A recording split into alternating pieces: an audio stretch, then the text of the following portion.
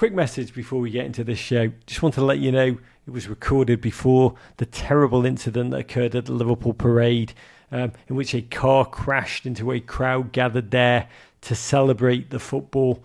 24 hours later, as we record this, details are still emerging. There's still so much we don't know. What we do is that a footballing family event, which was a citywide affirmation of life, was scarred by horror. Scenes of collective celebration turned to chaos, destruction, trauma, and the greatest party for thousands, for nearly 1 million football fans, just turned instantly into darkness.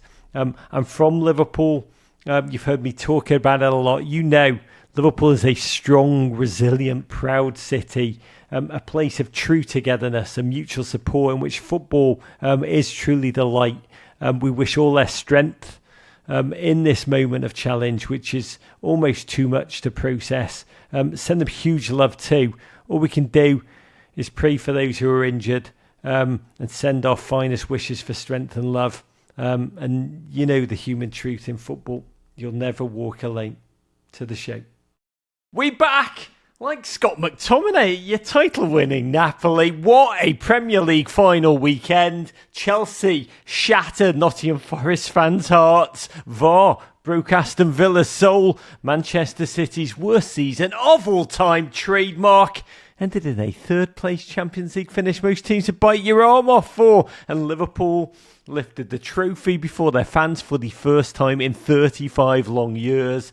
I'm an awful person who's dead inside, an Evertonian to boot, but even for me, it felt like such an immense celebration of life. To break it all down, I'm not here alone. It's a joy to revel in human truth and absurdity, to give out our end of season awards to boot with my friend Red. See, all political divides can be overcome by talking. A man who's 73% made up of Terry's chocolate orange, a bard, born and bred in and around Tony Harrogate. From The Observer, it's my lighthouse, my joy, my poet laureate of football. It's Mr. Rory Smith. Coming at you from not just a city, but a country that does nothing but parades now, Rog. Yeah, Liverpool. God, some of my most agonising memories of youth are watching Liverpool parade title after title down the bottom of my road on Menlove Avenue as a youth. You are taping in Liverpool. For those who can't see, who are just listening to this, Rory's in the very wonderful studio of the Anfield Wrap. Why pretend to be neutral anymore, Rory? Just rip the mask off, right? We're in a post-impartiality world, Rog, but I should point out that there is, as we're recording, another parade happening in London where Crystal Palace are parading the FA Cup. Yes. Spurs did it last week. It's just wall-to-wall parades in Britain. Arsenal, even you are having a parade. The women are parading the Champions League trophy around North London. Honestly, England is just like, genuinely, it's like a footballing Mardi Gras of a nation. Who said that Britain is in decline, Raw? The trophy economy is buoyant. But you are there, back in Liverpool, to see a city about to be cloaked in red smoke. Remember this, being a football fan in 2025 essentially means knowing how to avoid buying repackaged flares secreted in stores by rival fans with rival-coloured fume, right, Raw? That's a crucial thing. It's part of your kind of induction these days into being a fan, being able to identify the colour of the flares that you're letting off. I will say one of the joys of my season has been vicariously, sadly, living through you and your son, Ed, and your father-in-law, who's a Scouser, right? He's a Scouser. Give him a name check. Ken, my father-in-law, Ken, who's from Bootle, which means he's not technically a Scouser, but he's close enough. Yeah, but bloody hell, man. I've got to say, you're a much better son-in-law than I am. Seeing the happiness, the generational bond through the three of you. We had a really lovely letter from a GFOP, Will Moore, from Roanoke, Virginia, who talked about how he hails from Philadelphia. Part of the letter was Will writing, quote, "The past year watching the Eagles win the Super Bowl, showing that with my kids, they're 7 and 8, was unbelievable. I felt what Rory was saying, talking about his own children. My fandom has transformed by sharing this thing you love with your kids. When the Eagles won the Super Bowl in 2017, my kids were 1.5 and 2 months old. I had no concept of what was happening. It was awesome to win the first ever Super Bowl, but only awesome for me. This year, I was able to experience it with my kids and siblings and parents, sharing the joy and that emotion with my kids, with my mum. Is one of the most powerful experiences of my life. I do share Rory's concerns. My kids are experiencing this team I love in a bizarro version that childhood me wouldn't recognise. 2 Super Bowls in 7 years, so much winning, so many things going right, so many new fans. Many of the old heads worry these young Eagles are being raised up soft to only know joy and triumph. They don't have the decades of close calls, of misery, of heartbreak to give them the true despair and pathos that defines all fans who are older than 10. I want you to know I couldn't enjoy the Eagles' nearly 35-point lead in the Super Bowl in the fourth quarter. I was convinced from years of losing the Birds would somehow screw this up. With about 2 minutes to go, it finally sunk in. But my kids have been celebrating for at least a whole half. My question for Rory is, how do we balance all this newfangled winning? We're making sure the kids have the proper cynical worldview that fandom requires. Raw, do the honours. It's very difficult, and I've been wrestling with the same thing. My nephew is 16, and his first season as a big football fan, a big Liverpool fan, was 2017-18 when they made the Champions League final. The following year, they won the Champions League, and the year after that, they won the league. And then, I don't know if you remember this, Rod, you probably enjoyed it. Liverpool had a big dip the following season. They went 6 home games without winning. Everything seemed to be going wrong. And I was kind of upset and annoyed. But my nephew, Will, he was baffled. He didn't understand that to be a football fan, to support a team, didn't involve you just celebrating them winning every single week. It was completely alien to him. And I have been conscious of that with Ed. So yesterday, as we were leaving the stadium, Ed had watched that game with his granddad rather than me. I'd been lucky enough last minute to get into a different part of the stadium, but they'd been able to get in, and I wanted Ed to have that moment with his granddad. I wanted him to see them lift the trophy with his granddad. And his granddad, Ken, said it made him quite emotional to think that when Ed is 50, 60, 70, he will remember that he went to Anfield to see Liverpool lift the league trophy with his granddad, that Ken's memory, and by that stage, realistically, it will be memory, will live on through that moment in Ed. And I thought that made me tear up that they'd been able to share that moment together. And obviously Ed's 7, he doesn't care about any of that. He has no concept of what we're talking about. But we were walking out with there were 60,000 inside Anfield yesterday. There'd have been another 15, 20,000 outside, I think. And Ed was smiling and singing, and I just said to him as we were walking along, just remember, mate, you might never see that again. And that, I think, is what you're meant to do. Just remind them that you have to live in the moment. You have to enjoy it for what it is, because you don't know when the next one's coming. First question, you call your son mate? Yeah, he's my mate. What else am I meant to call him? Second, I do want to acknowledge a GFOP, Jacob Burchuk, who actually sent in tickets so that your father-in-law, so that you could essentially become son-in-law of the year, so that your father-in-law could take your son, a beautiful, beautiful GFOP, who had 2 tickets, couldn't use them for the best of reasons. He's about to have a baby, and Godspeed to all of you and the memories to come in this incredible cycle. May you celebrate with your future kids, even Liverpool glory. I can relate to this, listeners, because I felt the feelings, Raw, that you're feeling now with Ed when Everton won the Florida Cup in 2021 on penalties against Milanera. Still, the ballad's written about that. I turned around to my kids and said, don't get used to all this Florida Cup winning. There will be years when Everton do not win the Florida Cup. Yeah. It's true. This feels like years of harvest, but there will be barren years ahead, kids, and how right I was. But what you've just done is beautiful. I can't honestly relate. I would bite your arm off for what so many fan bases have experienced. Newcastle, God bless. Crystal Palace, God bless. Maybe this year it could be us. Because there is a book, A History of English Football by David Winner. It's called, I think, Those Feet. And the opening, I always remember this. He wrote The History of English Football. It's essentially a history of fathers and sons, mothers and daughters. Ultimately, every conversation we've had this year, and I'm feeling quite emotional myself, Raw, getting to the end of a season, the end of a journey, the end of a narrative that vaporizes like this. The second it's done. We move on instantly.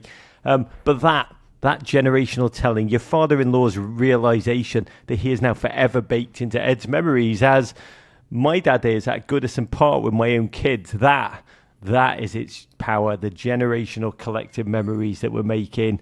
And in that regard, let's start by raising a glass. I want to raise my first Michelob Ultra of the day to Sunderland Association Football Club, who on Saturday at Wembley returned to our Premier League loving arms, that proud northern, truly historic club from a far-flung northern post-industrial city, former coal and port city. It's a beautiful place. It's a very hard place, fallen on such hard times, like the club itself. The club, a symbol of the immense passion of the people in the city, which bleeds into Newcastle in one of the most ferocious city rivalries in English football. The club have experienced exile, mockery, humiliation in their 8 years away from the Premier League, in which they fell as far as the third tier. It was an agony which gave the world the quite stunning and groundbreaking documentary Sunderland Till I Die. And Saturday at Wembley was Sunderland Till I Cry, the richest game of football, Premier League status on the line, $270 million. The jeopardy makes, honestly, always for terrible, nervy football. So it was magic to watch Sunderland fight back from conceding to beat Sheffield United 2-1, courtesy of a 95th minute wonder goal by a teenager, Tom Watson, a childhood Sunderland fan playing his last game for Sunderland before he moves to Brighton, 35 yards from goal, used the defender as a screen, unleashed a sunburst of a shot to curve it into the bottom corner. The full-throated joy that followed. Let's just say, football is a commercial game. It's coated in a corporate sheen that can crush souls, but there's still moments of pure unbridled beauty, and this was one. For those fans, so much hardship over the last decade, last 6 promoted teams, yes, they've all been instantly relegated right back down. Those are tomorrow problems, because for now, let's just revel in the beauty of a return from exile for this massive club, Raw, with massive heart and a fan base who deserve this moment, this happiness more than any other. Away the lads, you were there. What was your abiding memory? I was, and it was really emotional. It was it came absolutely out of the blue because Sunderland had been not outplayed, but just outfought by a Sheffield United team who were noticeably bigger than them. There's a great line in Futurama that Morbo, the alien TV presenter, says, "Why does Ross, the largest friend, not simply eat all of the other friends?" And it's watching Kiefer Moore, the Sheffield United striker, play reminds me of that constantly. Why does Kiefer Moore not simply eat all of the other players? Because he's massive, he's just enormous. But they worked their way back into it. And do you know what? For a game that was, as you say, that can always be really nervy, you never go to the playoff final thinking this is going to be entertaining or attractive. The 3 goals were all brilliant. Sheffield United's opener, scored by Tyrese Campbell, son of Kevin Campbell, the former Arsenal striker who died earlier this year. It was like watching a player a team gut their opponents like a fish. It was incredible. But the pass from Gustavo Hamer, who's this squat little Argentine playmaker, outside of the foot, the trivella, as it's technically known, through the legs of an opponent, just straight into the path, fading perfectly into the path. Kevin Campbell, the great late Kevin Campbell's son. And this lovely sort of delicate dinked finish, beautiful goal, far better than anything that Manchester United and Tottenham managed in the Europa League 4 days earlier. Then you had the Eliza Mayenda's equaliser, a brilliant rasping finish into the corner on his weaker foot. And then Tom Watson, that little kind of grasp, the daisy cutter finish, swerving into the post, kissing it on the way through. Brilliant goals, incredible scenes in the Sunderland end when they scored that goal, this disbelief, this euphoric failure to understand what was happening. And it's one of those moments that makes you realise that football is not about the money it's worth or how they'll spend it or whether they can survive next year. What Sunderland fans will remember is that moment and that feeling, and that is why we love football, because it does that. Football, by the way, that's how we're opening. That is how we're going to close too today. I just know. Because this is the last day of a season in which, let's be honest, not a lot was up for grabs. And despite shedding so much of the suspense so early, or maybe because of it, it's been one of the most human and moving closes to a season I've experienced in, well, forever. So let's start at Anfield Roar. Liverpool won, Crystal Palace won. Reigning champions meet the FA Cup champions, featuring the new invention, the double Guard of Honour. Guard of Honour squared, Guard of Honour 2, Electric Boogaloo, a trailer for next season's Community Shield, a game that could have been, it could have been an email, could have been beach football. I mean, 2 teams who've been on the lash. Rare is it that footballers honestly take the field with higher blood alcohol levels when they're not Jamie Vardy after a few rum and Red Bulls. How's it been for you watching Liverpool shut the season down so totally early? I mean shut, like slot in Ibiza, the players on a boat together in the sun, in between games, taking the break that they should post-season, but in season. I mean, Roy Keane on British television said it was, quote, disrespectful. I actually think it's been brilliant and smart. Football calendar never stops. These players are shattered physically and emotionally. You win the league early. Take advantage of that. Let the players get that mental break that modern football will not give them. But watching your players play hungover football, becoming the first champions to fail to win their next 3, now 4 games in the competition in the same season, how has it been? It's kind of intellectually dissonant, is the slightly pretentious way I put it. Because you do want them to win. It feels annoying when Palace took the lead, or when they threw away a $2 lead against Arsenal, or lost at Chelsea, or lost at Brighton. You're sort of annoyed as you think, well, I want my team to win. That never goes away.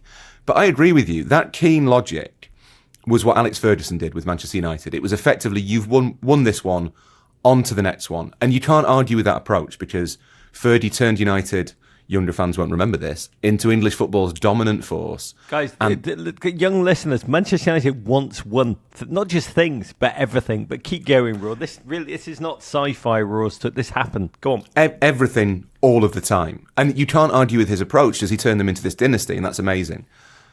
But it always struck me, even at the time, as being very joyless, that you've worked incredibly hard for this thing, and yet you're basically being told by your manager that you're not allowed to enjoy any of it until all of it's over. And I thought at the time, even as not as a kid maybe, but certainly as a teenager, that seems a bit funny. I think I'd like to celebrate that. I'd like to enjoy it. So I agree with you. I think the fact that Liverpool and Palace have said, well, we've kind of done what we wanted to do, so why on earth would we not celebrate? I think it strengthens the bond between the players and the manager. I think it probably strengthens the bond between the players themselves. It's great for team spirit. And it says, look, if you win something at this club, then you get to revel in that. This is what we're doing it for. We're doing it for the moment. We're not doing it so that we can then win it again tomorrow. This idea of bad champions, that didn't exist in the 1990s or the 2000s. That was never something people talked about. It has only arisen with the kind of social media age. And I think the fact that Liverpool have been prepared to say, we don't care about what happens after we've won the league.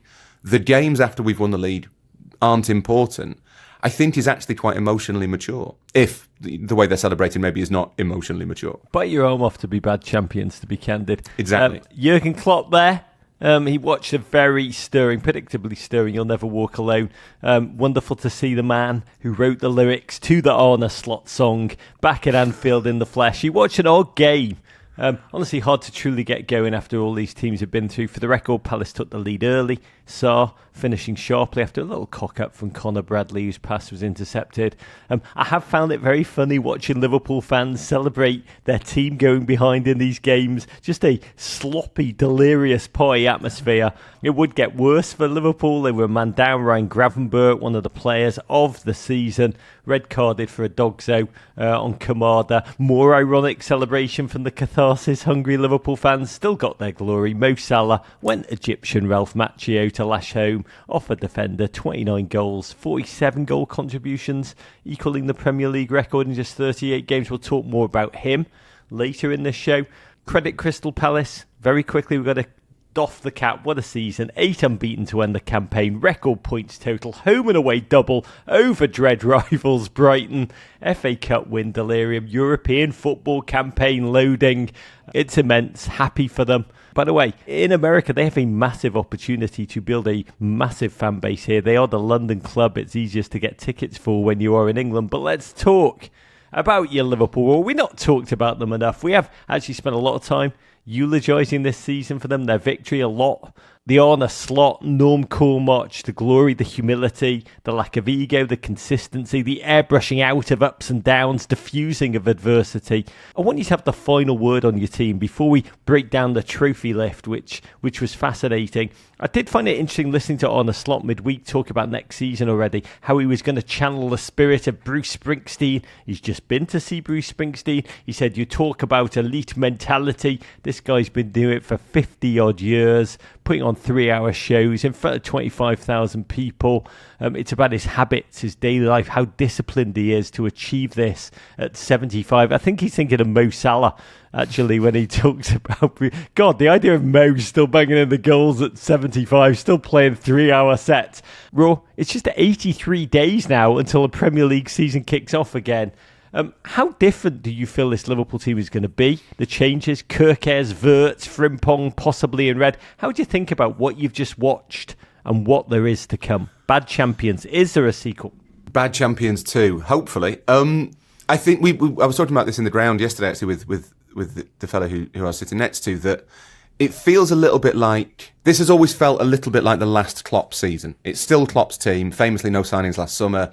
Slot has changed the way they play in inordinate ways. And he's brought through Ryan Gravenberch, changed the emphasis of the side, all that stuff. But it has still felt very much like the sequel to what came before. Whereas next season feels like a fresh start. I think, maybe not initially, I don't think Andy Robertson gets dropped for the first game necessarily, but I think by November, December, January, you may well see a Liverpool team that looks and feels quite different, that has a change in emphasis in the way that they attack, even more pronounced than the one we've seen this season. And I think that's gone into some of the celebration, that it feels as though it's not just a celebration of the league title this year. It's not just a celebration of the league title in 2020, the one that couldn't be enjoyed together. It feels like it's a celebration of this era of Liverpool, which now is potentially going to shift into something else. And another journalist, Jonathan Liu from The Guardian, sent me a WhatsApp message yesterday with his predicted top 20 for next season on it.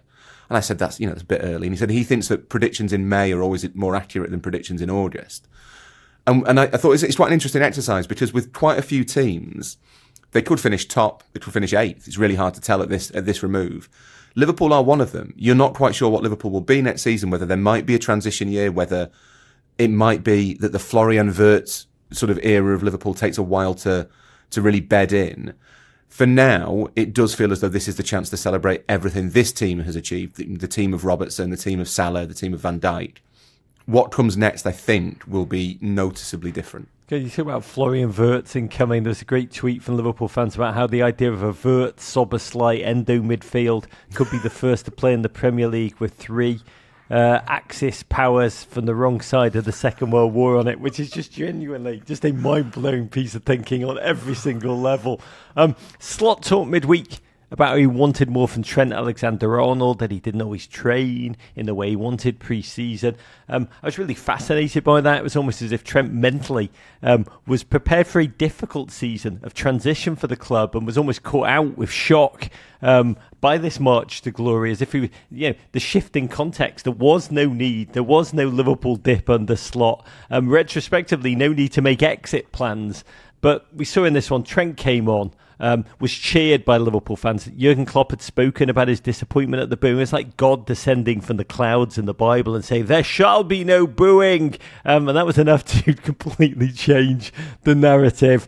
But at the final whistle, the cameras immediately focused on Trent, the Scouser in the team, whose decision to leave after 20 years at the club had been met with I'll just say, incandescent, emotional indignation is how I'd kind of phrase it. At first, it was really fascinating watching Trent. He tried to be stoic at the beginning. There were definitely emotional hugs exchanged. Andy Robertson and Alisson, those two in particular, beautiful moments. And then there was a really remarkable piece of theatre in which Trent was given the trophy just as Free From Desire hit its apex and the Liverpool players surrounded him in a dancing circle, almost a horror. It was really a beautiful embrace symbolically. But then there was an odd moment. Trent turned pensive. There was a team and staff photograph which Virgil ordered. Everyone sat, the whole staff, the whole team around the cup. And Trent just started to look down at the turf. Just a mood change. It was like a cloudy day blowing in on the sun. Seconds later, his family came on the field and Trent just let out all of the emotions that he must have stored up for, not days, weeks, months. His mother hugged him, particularly that moment when that occurred. We've seen this kid turn into a man. He turned into a boy again, as you do when you're with your beautiful, beautiful mother. Raw. To me, this was a reminder number 12,073,073, that the heroes that we watch week in, week out are human beings. They feel things. This was a man with his mother feeling things. It was the most human of moments. Yeah, I think there's been a lot of those moments with Trent since he announced that he was going, since it became clear that what we all thought was going to happen was going to happen. I think you have seen quite a lot of times, you can see the conflicting emotions on his face, and I don't think it's too much to claim that. He wants to go, that's fine, that's the decision he's made. He's a really intelligent man. He will have made that decision for coherent, cogent reasons that he will stick to. That's fine. But he will know too that there's stuff he's leaving behind, that there's something that he's stepping away from that means a lot to him. And I thought that after the Spurs game, I watched him on the field after the Spurs game as everyone was celebrating, and he seemed caught between two worlds to an extent. And I think it was the same yesterday, that part of him is, kissing the badge on his chest, pumping his chest, showing his delight. He is part of this. He has helped Liverpool win the league. And there's part of him that's thinking, I am stepping away from this. And on that human level, it's scary. He's a man who's moving to a different country for a job. That's a scary thing. There is a part of him that must be surely not conflicted about it, but a little bit intimidated by it, a little bit worried about it, not quite sure. He won't know for certain if he's made the right decision. There's no way he can. He is human. And I think when he's in those moments, that's what you're seeing. You're seeing him try to work through these two sets of emotions that are doing battle within him. There's an apocryphal, I think, quote from the greatest of Liverpool strikers, Ian Rush, who went to Juventus for like a cup of coffee, lasted, a fleeting amount of time there, returned to Liverpool almost immediately, and is alleged to have said about this time in Juventus, it's like living in a foreign country. And I did think of that as I looked at his face in that moment filled with doubt. You and I we've been lucky to spend a fair amount of time with Trent over the past 9 years or so. It's been amazing to experience him metamorphosized from the shyest of boys when he broke through, and able to even look at the camera eye to eye. It was the first interview I did with Trent, it was almost impossible to set the mic levels in a way that could actually pick up his voice. He was speaking so quietly. It was beautiful to watch him speak quite brilliantly in post-match interview and say, I've never felt so loved, so cared for than today from the bottom of my heart. I hope that one day the fans, this was brilliant, I hope that one day the fans, the supporters of this club, will be able to recognise the hard work and everything I've done for the team. That empathy, putting himself in the POV of the fans, almost understanding it, but playing almost a long narrative of this was really emotionally intelligent, as was the whole pageantry. Again, Liverpool did the pageantry right, as Everton did last week at Goodison Park with that farewell, almost pitch perfect, tone perfect. It has been 35 years, 12,000 days, over 12,000 days since the fans last saw Liverpool lift the trophy with their own eyes in the stadium. The last gent to lift it was Alan Hansen, a Liverpool great.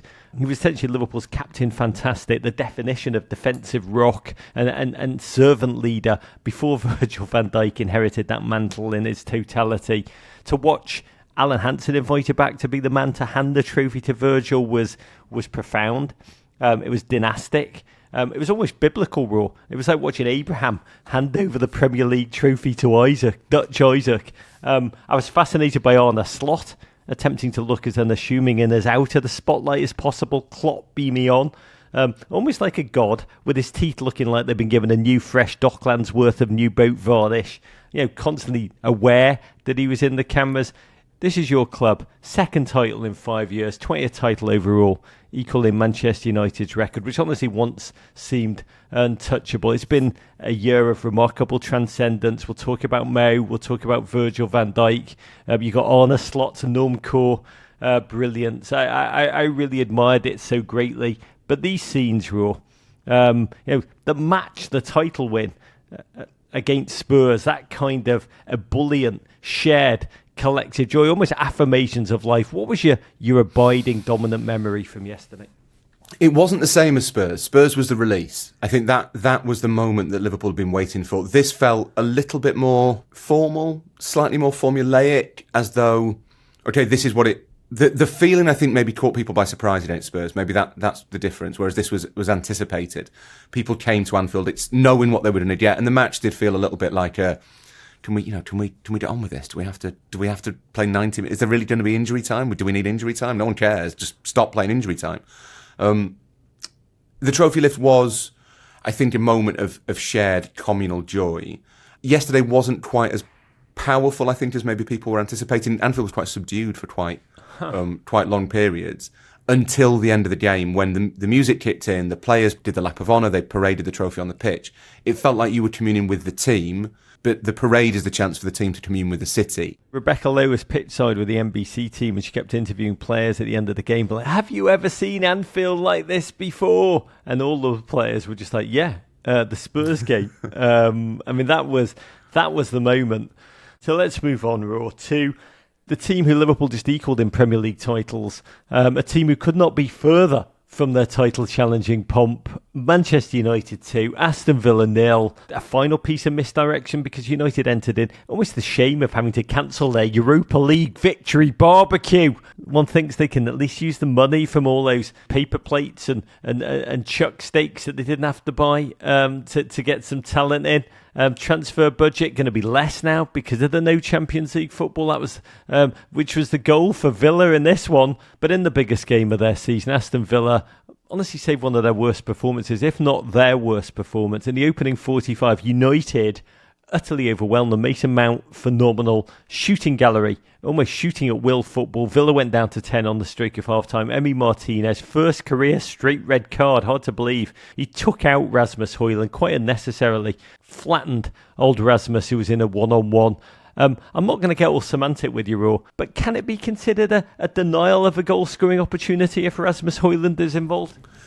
You're not the first person, Rog, to make that association that perhaps bringing down Rasmus Højlund is not the brightest idea given his goal-scoring record. Maybe. But technically, legally. You just let him go round you and see what happens. It's at best a 50-50. I am fascinated by Emi Martinez. It's not yet clear where he's trying to go. It does seem like this might have been his last appearance for Aston Villa. He has been a wonderful servant for Villa, helped transform them into a club challenging for the Champions League. He's a World Cup winner. Didn't necessarily cover himself in glory the way he celebrated that World Cup. It felt like a low moment for visual language. Not sure if he's welcome back in the nation state of Qatar, to be honest. He may not be. Martinez is a funny one, because he is described quite regularly as the best goalkeeper in the world. And yet he's kind of proof that no matter how often you say something, it isn't necessarily true. That's what I'd say about Emi Martinez. God, that's amazing. Just like you can't give yourself a nickname. Guys, call me Tigger. Guys, call me the best goalkeeper in the world. He left his team with 10 men and they were desperate to enforce themselves, which they almost did. This is heartbreaking. 73rd minute. Probably the most perplexing referee decision of the season. It was him at the worst possible time for the Premier League, as Villa almost touched the finishing line of that ultra marathon of a season. Poor Harry Maguire, a backheader, left his goalkeeper, Buendia, totally exposed. Morgan Rogers, God bless, chased down the ball. Buendia tried to get it to it first. Keeper and player met almost at the same time. What you call in baseball, a bang-bang play. Thomas Bramall, the relatively inexperienced referee, blew his whistle immediately because he thought that Rogers kicked the ball out the keeper's hands, but replay showed quickly it was a fine and fair goal. Buendia never had control, never had two hands on the ball. Rogers legitimately knocked it into space and then span and quite instinctively finished. But here's the rub. Because the referee had blown the whistle before Rogers had scored, VAR could not intervene to overrule. I mean, this is an agony of a decision. It is a black eye for the Premier League. It's bad even by NFL kind of crunch time decision making. And even though Aston Villa have filed a complaint, there will be no take-backs, just a simmering pain of injustice, which is one of the most heartfelt of footballing fan emotions. Almost the emotion of being robbed in the light of day. Yeah, it's a really hard one to know what to make of, because it is a mistake, and yet the law, the rule, the guideline that as soon as the whistle is blown, VAR cannot intervene, because you can't say for certain what would have happened if all the players hadn't stopped. That seems sensible to me. It's really unfortunate. It's unfortunate for the referee, who had, acted in good faith, I'm certain, just assumed that the ball had been gathered in. And it's another reminder, I guess, of how VAR has changed the way we look at football in all these ways that definitely weren't intended and probably weren't even anticipated. That it now does feel as though, hang on, that's a mistake that you should be able to do something about. Why can't you? Why can't you do something about that? The upshot of it long term, I guess, is that more and more referees just won't blow their whistles, that they will let things play out so that they can be rescued from these situations by the VAR. And we have to question whether that is something that we want. Well, we decided we didn't want that when generally quite bad. When a 1 year got injured, we've decided we do want it now. This is the agony, and I feel for Aston Villa fans, I really do. It would get worse for them. Obviously, football being football, of course, cause and effect into play within 3 minutes.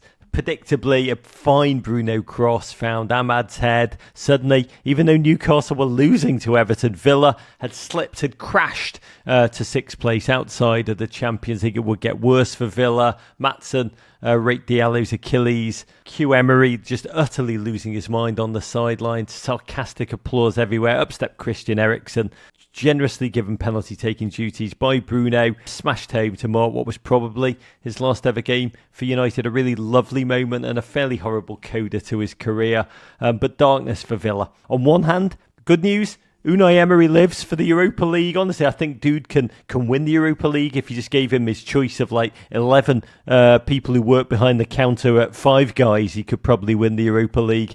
On the other hand, this Aston Villa squad, I mean, you understand the finances better than I do, Raw. It's kind of been built around Champions League qualification, and without those financial riches, said to be around $100 million just to qualify. Cue the return of slight panic, slight austerity for financial fair play purposes. Yeah, this is something that Villa fans are really angry about. They blame the Premier League's kind of cost control rules for preventing them from investing. That puts them in this position that they will have to sell someone of some note this summer, really, if they're going to reinvest in the squad and go again. They were relatively smart in January. Two of the big high earners are on loan, Marcus Rashford and Marco Asensio. They do not belong to Aston Villa. Their wages will be off the books. Aston Villa can now choose not to pursue permanent deals for them.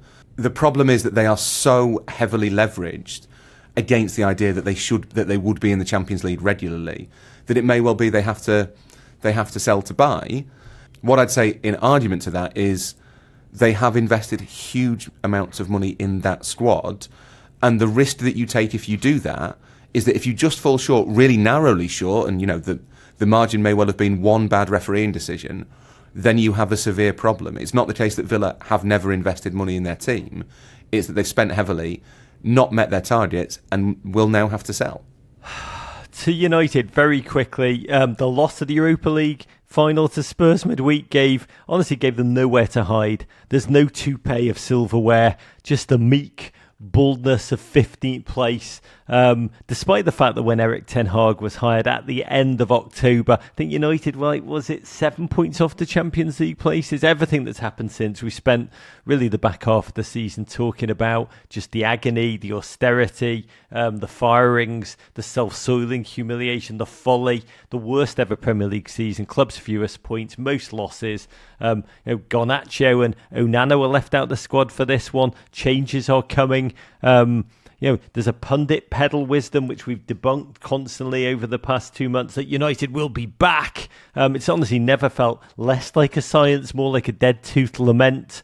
Yes, you got Cunha reportedly coming from Wolves within the next couple of weeks. It's fascinating watching Amorim take to the field post-game and give what he called a post-match public apology to Manchester United fans.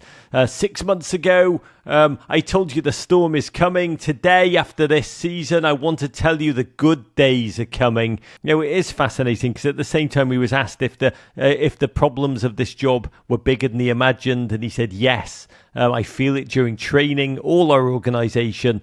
It's not just the problems on the field, it's the stability in our club. We're watching him give that apology. I couldn't help but think, Raw, during China's Cultural Revolution of the 60s and 70s, forced public apologies, confessions were part of common life for those deemed class enemies or those who deviated from the revolutionary line. I think it was called enforced loyalty through demonstrated remorse. Did we just see enforced loyalty through demonstrated remorse, Rob? Yeah, it's been a weird week for Manchester United because after the Europa League final, basically everyone involved in the club decided that they would volunteer to leave. Amorim said that he would. Said, look, if the club don't want me to continue, I'll go. Don't even have to pay me off. You had quite a lot of players saying in interviews immediately after that game against Spurs, if the manager wants me out, that's okay. I'll take it. It was me. Blame me. It's fine. It's and obviously, it looks like Alejandro Garnacho might get his wish. Maybe Onana as well. Certainly some of the others. It did feel as though. Felt a powerful moment from Amorim. It was a bold step. I think that's fair to say. He was kind of for the first time his policy of radical honesty had been put aside, and he was saying, right, I am going to deliver something now, we will get better. I'm not going to continue to not make excuses, but to kind of try and persuade you that what's happening is completely normal. But at the same time, I think it's a real push to describe that as a sign of a healthy club. Yeah, I still love Barney Renee's description of Ruben Amorim from like around New Year, where he wrote, he turned up at Old Trafford looking like a handsome pirate. He now has the air of a doomed royal hostage shuttled joyously from corridor to touchline by unseen handlers. Talking about other managers of wonder, Nottingham Forest 0, Chelsea 1 in this Champions League playing game. Both teams could still make it. Ultimately, the only goal amidst cacophonous scenes at the City ground was scored, I think quite fittingly in the Clear Lake age at Chelsea Football Club by an unmarked surging Levi Colwill, smashing home in the 50th minute from close range in the hour of need. That goal delivered by a kid who joined Chelsea at under 9 level. Chris Wood missed Forest's best chance, really in agony, that he'd faltered in such an hour of gravity. For Forest, 8 points from the last 8 games. Yes, they have to return to Europe for the first time in 40 years. They will be back, but in the Conference League, which, when the smoke clears, honestly is so beautiful. They would have longed for this before the season, the fans, but in the moment, must sting with disbelief. It felt like, I'm old enough to remember when it felt like they had secured a Champions League place. It was not to be, Raw. Where are they? They are back. Are you like glass half full, gents? I think it has to be glass half empty, to be honest. I think, given the position they were in, and this feels really harsh, I feel really bad saying it, but it's hard not to see it as a bit of a collapse. They had such a strong position, they had such an advantage, and to be honest, as we saw yesterday, the teams that have chased them down have not been kind of irresistible forces, have they? It's not like they've been overtaken by a Chelsea and a Newcastle and an Aston Villa that have surged ahead of them. There have been faltering steps along the way from all of those clubs. It does feel a bit like Forest, and they, as much as they were the underdog in that race, they do have a massively deep squad. They have invested heavily in the team. They have blown it a little bit. I think it's understandable that the fans might feel slightly, a slight sense of anticlimax maybe to the season. The big question mark now is whether Evangelos Marinakis, their cool-headed, always rational owner, decides that this is, an unfortunate setback on his on a what is without question a kind of road to growth. Yeah, rational, strategic. Or whether he decides it's all Nuno's fault and fires him. I think narrator's voice. It's a tough day to be Nuno, is what I would imagine. But Godspeed. Some of the most authentic and joyous scenes I've experienced as a football fan this season have happened at that City ground. But for Chelsea, honestly, the kind of win that's defined their end-of-game season. Our friends at London is Blue noted in their newsletter this morning, in the final 6 league games, Chelsea have scored just 8 times, yet won 5 of those matches, 3 being 1-0 wins. They've won most of them without a centre-forward or without the talismanic gifts of Cole Palmer, who went 22 league games without a goal or an assist. An 11th clean sheet, Chelsea's best tally since the 21-22 season. It's fascinating watching Enzo Maresca bellow at the full-time whistle. Later in his press conference, he generously told those who, quote, doubted his team to F off, and I paraphrase, which was quite the statement. Ultimately, what an act of perseverance by him. Massive twist, a lot of darkness in this season, but he won out with probably the finest endgame chess match of his career. For the first time in the Clearwater era, Chelsea are back in the Champions League roar. They don't have to sell hotels to themselves back. The women's team back to themselves probably in the year ahead. Is that the biggest difference it will make? Yeah, it makes a huge difference financially, and it makes a huge difference, I think, to the prospects of the club. Chelsea are a team that people will associate with being in the Champions League. They are a team that are hugely attractive to sign for. I think people of my generation, our generation, Rog, maybe underestimate, to an extent, what sort of pull Chelsea have on players.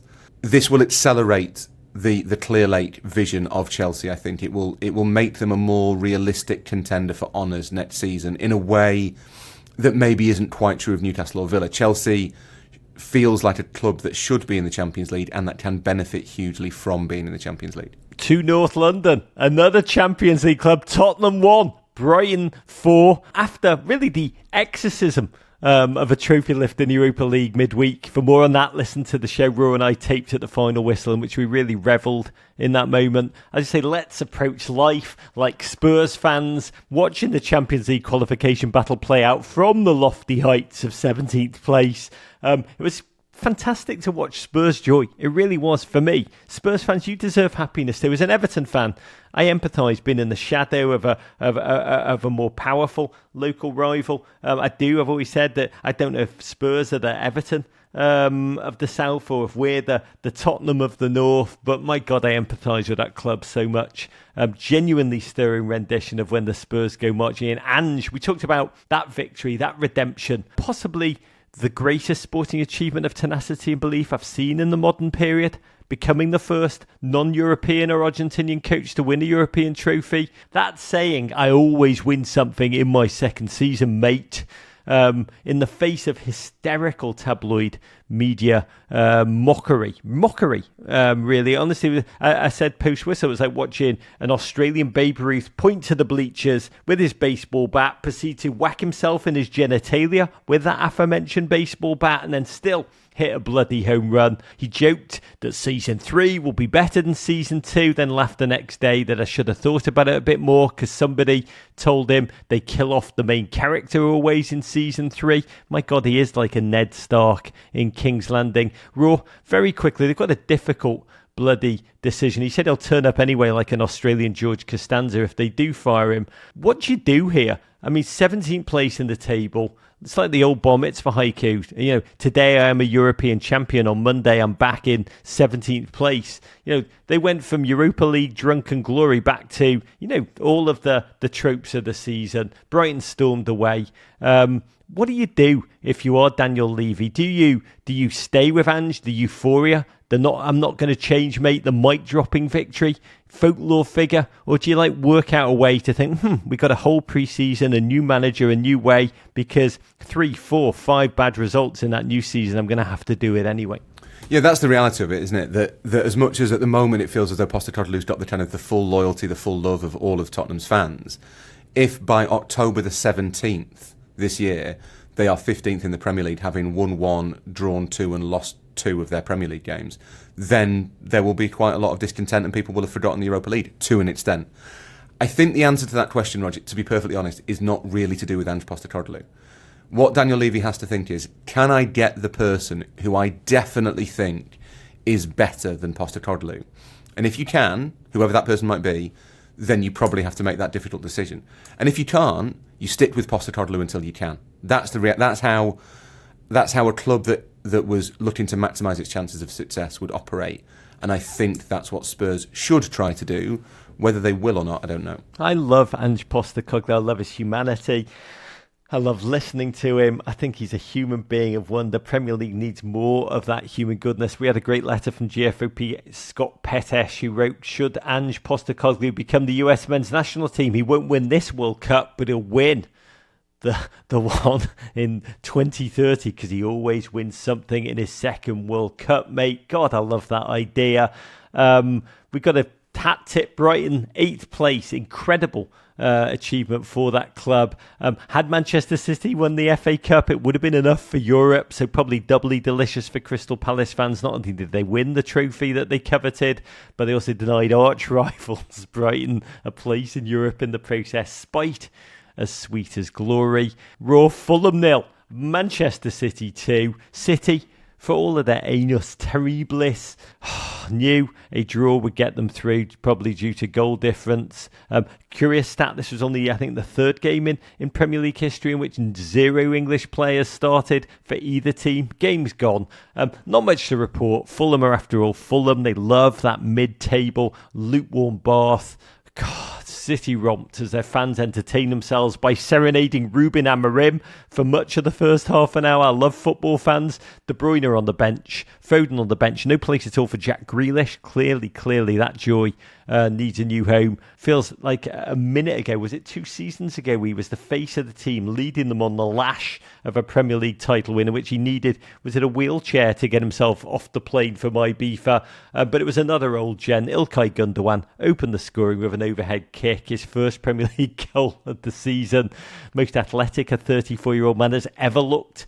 It was like a come and get me Savannah Bananas kind of goal. Haaland killed the game off with a second half penalty, his first goal in 56 days. But this is City, Raw.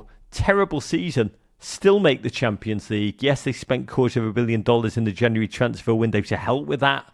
But it still feels, and we talked about this a lot, a squad with a deep imbalance in it. 71 points, fewest under Pep, 9 losses, most under Pep. First season without a trophy since his arrival season. Was this a blip of a season or a bug in the very system? For a long time I thought blip. If you asked me certainly like a month ago, I'd have said, right, they'll have Rodri back next season. They will almost certainly don't spend a load of money. They will have a much stronger squad. Pep will have a new idea. He'll find some way of confounding the rest of the league again, and they will win the title. They will roar back, as they did in 2020 when they were distant second to Liverpool. The next season, they were dominant.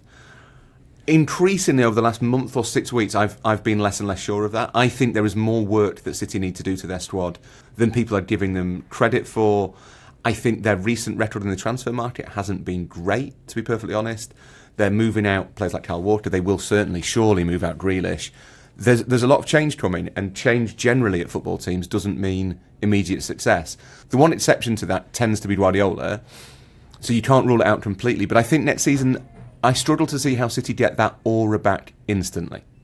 We Raw wrote about this in a newsletter which we are debuting at Men in Blazers. Subscribe now for Rory's thoughts on a website. Genuinely to have his byline ride with us is, it's why we do what we do. We also said goodbye to KDB as a City player. My interview with him, the final one he gave, is up on our YouTube. I love that man of opposites. Played the game in the spotlight, did not like to exist off it, exuded aura and silence in equal measure, said little but would always speak his mind, and played football in a transcendent way, a little bit like Simone Biles. He should have his moves named after him. We talked last week about how rare it is for an elite footballer, an elite servant of the club, to be so blindsided and not enabled to leave as if it was his own decision. That ultimately will definitely cloud his legacy ever so slightly. I also want to shout out Phil Foden. Spoke this week quite beautifully about how he's faced challenges, quote, off the pitch mentally this season. Been a shadow of the Gent who delivered 27 goals last campaign. He said it's been frustrating. I've had a lot of things going on off the pitch mentally. Sometimes things in life are bigger than football. Kid is 24. Pep called him his baby boy and promised to give him the support he needs just to better days ahead, Phil. Godspeed. 1000th time we'll say this. Footballers are human too. To the South Coast, Southampton 1, Arsenal 2.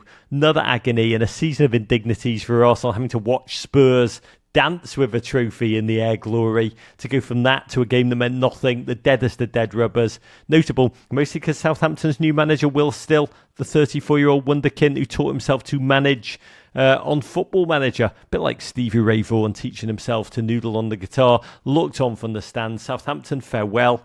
Arsenal guaranteed their normal second place table for one at the restaurant. A really lovely moment. Kieran Tierney, the cross god, that's what Josh Richardson called him when he came on, flicking in at the front post like a proper striker in his final game. 90th minute, Ødegaard strike won it for Arsenal, condemning stop, he's already dead, Southampton to their 30th loss. That's a record for a Premier League season, so it's not nothing. Raw, Mikel Arteta, definitely going to spend a lot of the off-season staring at himself in the mirror, ruminating on how he needs a striker in the same way as OpenAI needed Johnny Ives. I think the best thing we can do right now is wish Arsenal, the organisation, on huge congratulations for their women. Stunning state-of-the-art Barcelona with a 1-0 win in Saturday's Women's Champions League final. 2 Americans, Emily Fox, Jenna Nice-Swanger among the winners in Chloe Kelly's quite beautifully collective team. An incredible achievement, right, for the women's game in England, which Arsenal men's side will hope to dream of really emulating. Yeah, it's felt like the Women's Champions League has been the final thing that the WSL has lacked. There seems to have been that, like an inability almost to get past like the sheer star power of Lyon and Barcelona in that order. For Arsenal to do it, to do it as such massive underdogs against the team that we all assumed were all conquering, is remarkable. As you said earlier, they have their parade, 2 on Parade Monday. It's a huge thing for English football. More immediately, it's a huge thing for Arsenal. To get a major trophy like that, men's or women's, doesn't really matter. It is a European title for Arsenal. If I was Mikel Arteta, I'd be thinking, well, hang on. There's nothing in the water at this club that means we can't win a Champions League. There's no reason we can't do it. If the women can, surely the men should be able to learn something from that. So as much as on the men's side it has been a disappointing season, I guess, in the end for Arsenal, that glory for the women is a fairly powerful silver lining. Savour that glory, Arsenal fans. In other games, Wolves won, Brentford won, Brian Mbeumo, 20th goal of the season, more on him to come. Ipswich finished with a self-soiling 3-1 home defeat to West Ham. Couldn't even manage to grab the third to bottom league place, which carries the faint whiff of a lifeline if Manchester City are relegated for their 115 charges. It's like you get out of jail free card. Leicester dropped by Bournemouth, Premier League greatest ever points tally for the Cherries, equalling their best position, 9th of all time, untold new heights. Stunning Iraola football at times. Our Bournemouth documentary, The Golden War Cherries, dropped on YouTube this week. I made no secret of just how much I love this club.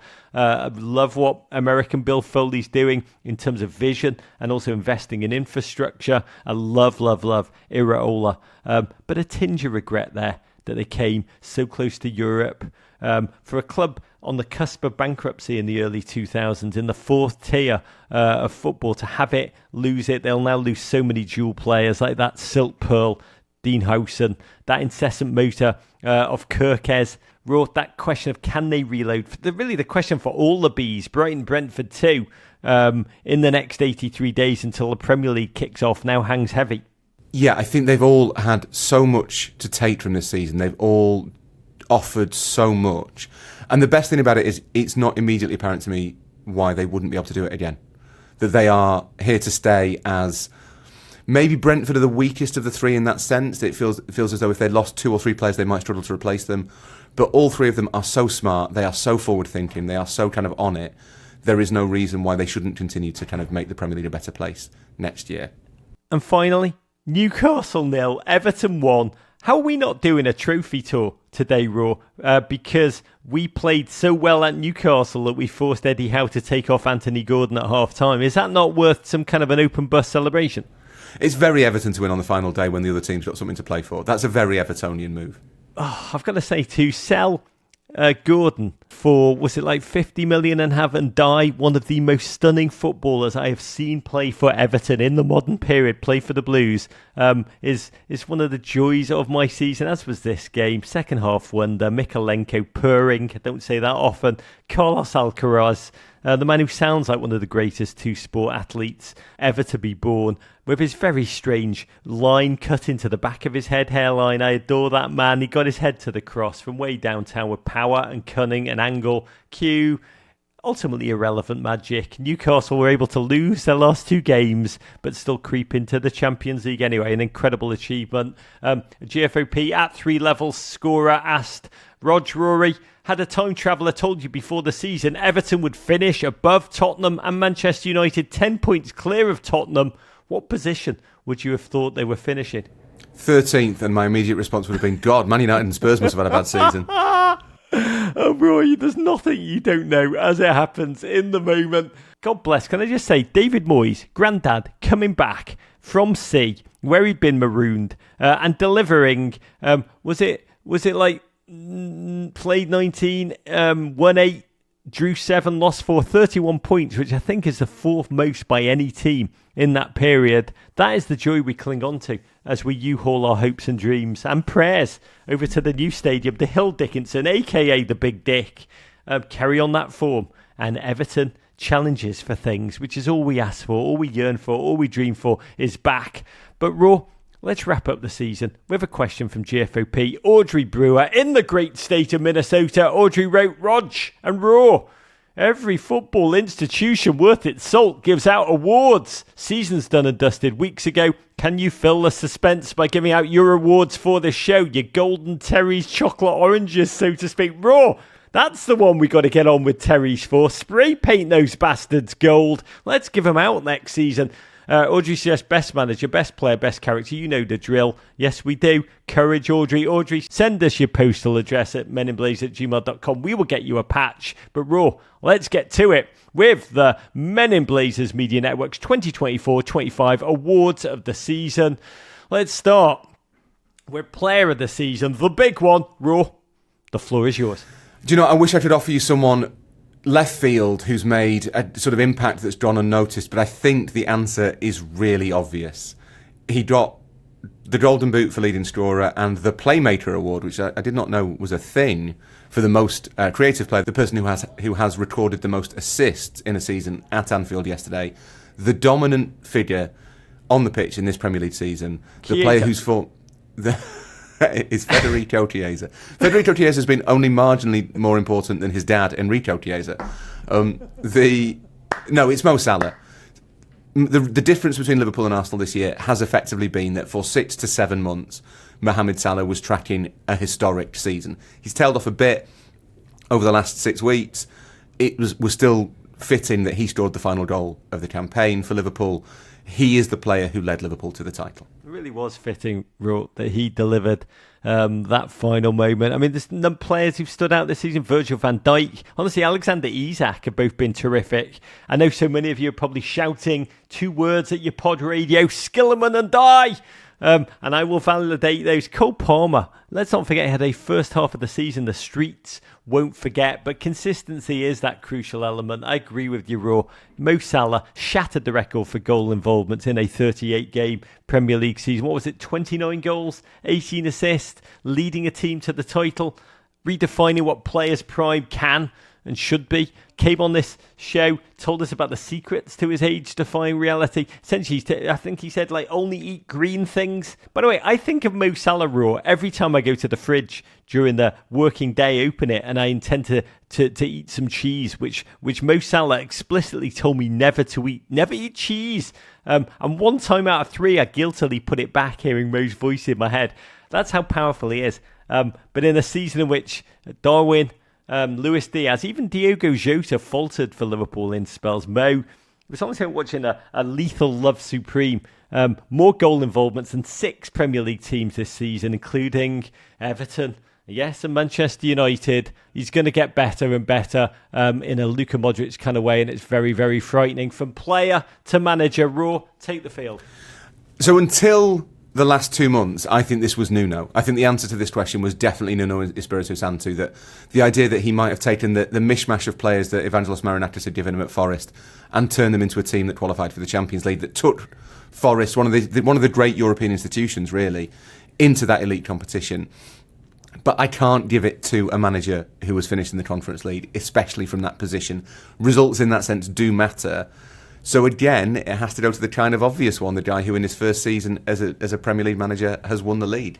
It has to be Arne Slot. I could not agree more. So many candidates. By the way, both a reflection of the influx of elite coaching to the Premier League in the last 5 years, also the extent to which we perceive coaches to be the face of everything, the puppet masters on their teams. So many candidates. You've got to give a shout out to Oliver Glasner of Crystal Palace, humanly empathetic leadership. You got the Vitor Pereira, the fireman, first the points, then the pints. I love Nuno, but it was an agony watching him wobble at the last. Still an incredible achievement. I mean, dealing with that owner. Eddie Howe kept his head when all around them were losing theirs up at Newcastle, delivered Carabao glory. David Moyes, I'm legally obliged to say it, but on a slot, I've said it a lot, to defy consensus wisdom that you can be the man who follows the man. That you can come in, that you don't need new players, that you can take a team forward, that you don't have to make noise, that you can be, with tactical brain, unlock new levels from his players, find a new tactical strain within that squad. It's really remarkable. But with the 3 big contract negotiations going on as a distraction behind him, to lead with that norm-core brilliance was a thing of wonder. I do think if I was Jurgen Klopp, I would think, wow, he took what I built and ran it better than me. That's not a knock on Jurgen, but it's really a great compliment to Arne, who's overseen, I've said this, one of the greatest transformational acts of leadership I've seen in the modern Premier League season. Raw, let's quickly pick game of the season. So I've gone for, I wasn't sure what the criteria were. I've gone for a Champions League game, Roger. Is that all right? You define the rules. Audrey just gave us the mandate. I've actually gone for two. It's either Barcelona versus Inter or it's Inter versus Barcelona. I thought the two legs of that Champions League semi-final were magnificent. They're just brilliant entertainment. Two wonderful but flawed teams, loads of incredible goals, a kind of announcement from Lamine Yamal that he's here and he's here to stay. It was superb entertainment right until the very end. Decisive goal scored by a 37-year-old centre-back who'd twice survived cancer. What more do you want? For me, wonder of the FA Cup final. Could not be beat. Palace fans, the joy, the glory, the tifo, the Eze goal, and that post-match cacophony that was honestly football not taken for granted, which is football at its best. Nice pivot, really, Raw, into goal of the season. Well, so again, I've gone for I've taken my own definition here, because it wasn't the best goal in the sense that it was the most attractive. But Dan Burns' goal for Newcastle in the Carabao Cup final against Liverpool, I thought was a far post header. Doesn't sound spectacular, but for him to score it for his boyhood team at Wembley, to put them on their way to their first trophy in 70 years, that is the most meaningful goal of the season. For me, it has to be that Matoma goal. I love Brighton and Hove Albion. Football played the right way. A club built with brains, diligence, ferocity, tenacity. That 3-0 win on Valentine's Day over Chelsea. Find this goal if you don't remember it. The long clearance from Verbruggen in goal. But the Matoma elements is as if each of them learnt for the last and tried to up it. The way he plucked the ball down from the ether on the volley. Ball flying in at speed from a distance. Treated it like he was caressing a feather. Like a sensitive lover. The Uruguayan poet Galliano once came on the show and talked about how Messi plays as if the ball was inside the very sock he was wearing. This was Matoma, but he was just getting started. He beat the defender. I think it was Chalobah. Actually did magically in terms of covering, but just the way it felt like the danger had been snuffed out. But my God, you can't snuff out wizard filth. Matoma, the man with a PhD in dribbling, just drifted past him, lashed lethally with minimum first pass Jorgensen. Honestly, it's how I imagine watching that goal. How imagine what tantric sex with Sting feels like. Raw, a new award, the Cherry's Chocolate Orange Award for an unlikely but delicious surprise. Again, I'm going abroad, Rog, but there is a Premier League link. Scott McTominay, the Serie A Player of the Year, the player who scored so many vital goals to deliver Napoli's fourth title, their second in 3 years, to send a city wild, the man with more nicknames than any other. We knew he was a good player. We knew he was a useful squad member at Manchester United. For him to blossom in Naples has been really heartwarming. For me, I define this slightly differently. Terry's Chocolate Orange, I took that seriously. Two things that go together in a way you wouldn't expect, like chocolate and orange, for instance. For me, Brian Mbeumo, Yohan Wissa of Brentford, what dizzying seasons. They scored 66 times as a club. The duo scored 39 of those goals, had 52 goal contributions combined. To watch their chemistry week in, week out on the field, they have incredible chemistry off it. They've gone to extraordinary lengths. They live one door down from each other. They are together all the time. Wissa's children call Mbeumo, quote, Uncle Brian.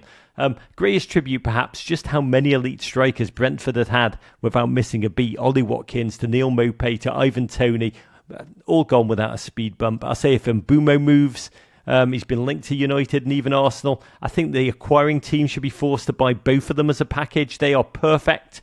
Chemistry rare. It's like watching Michael Cera and Wes Anderson get together and deliver the kind of joy that is at unprecedented levels. Two more before we go, Raw. The Martin Scorsese The Dog Award for Footballing Character of the Season. Three candidates: Ange Postecoglou, who gave the quote of the season; Ruben Amorim for his dedication to trying to get himself fired. But I've given it to Nicolas Jova, Arsenal set piece coach, the man who takes credit for all the goals they score from set pieces and none of the ones they concede. He is very much a Premier League 2025 character. This has ultimately been Nicolas Jova's season. He's got his own mural. He's a set piece coach. It's a tiny mural. What more do you want? It's quite a good mural. It's the tiniest mural. Two for me. Chris Wood, who feels a bit like, it felt like a bit part, like a character, third cousin at a bar mitzvah. after making his Premier League debut, age 17. He's been around forever. I think this is his 16th season. But age 33, found levels, the most potent football of his career. It's like watching Hugh Jackman. I told him this when he came on the show. I said, you like Hugh Jackman going from just some random stage actor to main Marvel superhero energy. 20 goals, Nottingham Forest All-Premier League time scorer, established himself as the pride of Auckland, New Zealand. I will say the fact he scored just twice in his last 12 games dented that, pumpkined it a little bit. So I'll award it to another gentleman who sustains me, honestly. I've long admired him for his tenacity, his self-confidence, his humility. Living proof football's at its best when it transcends football, and this gent's story is all of that. He came on this show about 2 months ago. Find this interview. Hear the story of a rise from being overlooked, ground down, rejected constantly at every stage of the English football pyramid.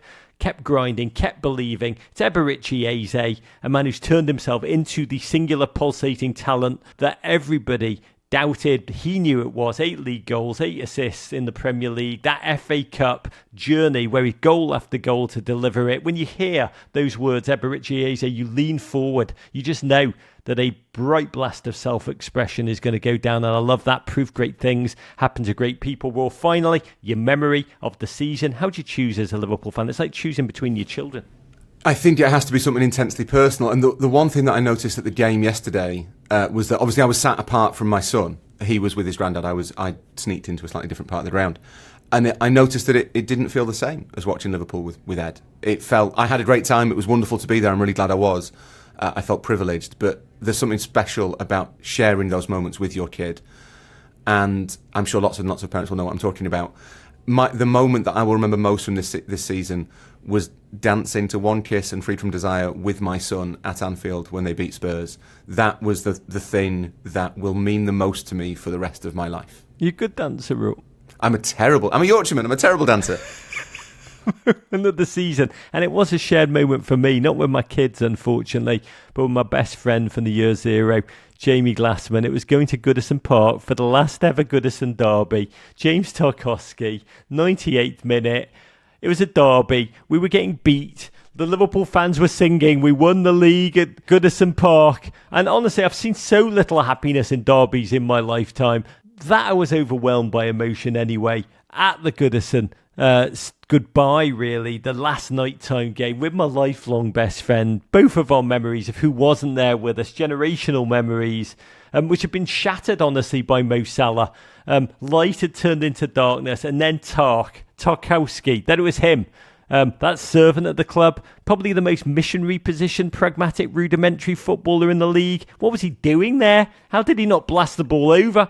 That it was such a thump off a foul in the build-up to by Beto, the long VAR, which only added to the agony. And then that release, that unbridled, full-throated joy, watching Liverpool's happiness turn to ashes in the throat. And on this day, something had been won. Yes, it was just a point, but it was more, it was self-respect, it was dignity, and the instant knowledge, collective knowledge of a memory shared by thousands of Blues laughing last. That is the feeling that I will hold on to. And I had the honour of going to Everton's training ground the next day, filming with a bunch of the players. I'll say, Beto, what a humble man. But spending time with James Tarkowski. Tark is, 15 years into his career, 16 years. He's seen everything. But he was still buzzing. Honestly, he was like a fan, unable to explain, unable to comprehend what he had done, which is what makes football great. It's all the more powerful when it's at its best, when it's emotional and not able to be articulated. And it's that inability to put into words, which I think ultimately joins so many millions of us to share it with the world, Raw. Even though our job, Raw, is to make the ineffable inarticulate. What a season. Audrey, thank you for such a magical question. This is the end of the season. Send us your postals, send us a patch. GFOP, send us your questions, your letters, your photos of your dogs and cats who love football to meninblazers@gmail.com. We got a massive, quite moving interview with Wrexham owner Ryan Reynolds on Thursday. Our Kevin De Bruyne farewell interview is up now on our YouTube, the Bournemouth documentary, and the quite brilliant interview with Liverpool data genius Ian Graham, also on our YouTube. Ro and I will actually be back tomorrow with the European Nights previewing both European finals. We'll be live Saturday at the final whistle. God bless you all. 83 days until the next Premier League season. Ro, thank you. Huge love to you. I've loved breaking down this with you. Crown Prince of Harrogate, last word is yours. I'll be doing all of it next season from the top of a lamppost, Roger. I hope you know that. This is Rog sending you big love. Let's not take a second of watching football together for granted. Encourage.